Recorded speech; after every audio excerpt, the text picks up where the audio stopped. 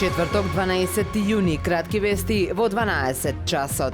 Почетокот на плоштадот Чинар, почеток на катната гаража, повеќе инфраструктура во руралните средини ќе ја привршиме онаа динамика која што веќе сме ја започнале и наметнале во изминатите 4 години. Најави за до крајот на мандатот актуелниот градоначалник на општина Охрид Кирил Пецаков. Вели посебно е горд на позитивното финансиско работење на локалната, а го потенцира и планираниот проект за стратешко водоснабдување по гравитационен пат, каде околу 60% од територијата на општина Охрид преку Плакенска планина ќе се снабдува со вода без да се потроши електрична енергија. Пецаков ја посочи и помошта од владата со аплицирани 24 проекти и добиена помош од околу 9 милиони евра.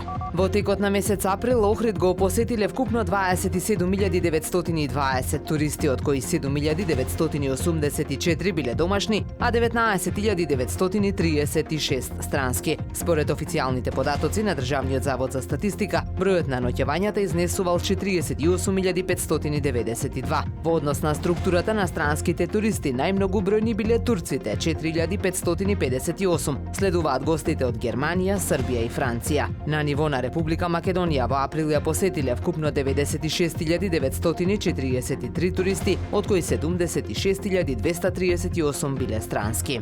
Охридскиот завод за заштита на спомениците на културата и музеј со своите музејски објекти и локалитети влезе во конкуренција за наградата Жива 2025, најдобар локалитет на словенското наследство, а се однесува на прославување на местата на културно наследство што одразуваат исклучителна историска, уметничка и културна вредност, а воедно имаат одржливи практики. Стручна жири комисија веќе присуствувала во објектите на нашиот завод и музеј. Наградата има за цел да ги препознае најдобрите практики на музеите и локалитетите и го истакнува нивниот напредок.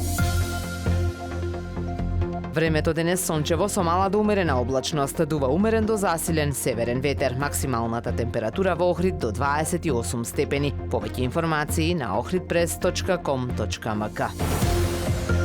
Уредник и водител на вестите Даниела Спасик. Технички реализатор Реджеп Селман.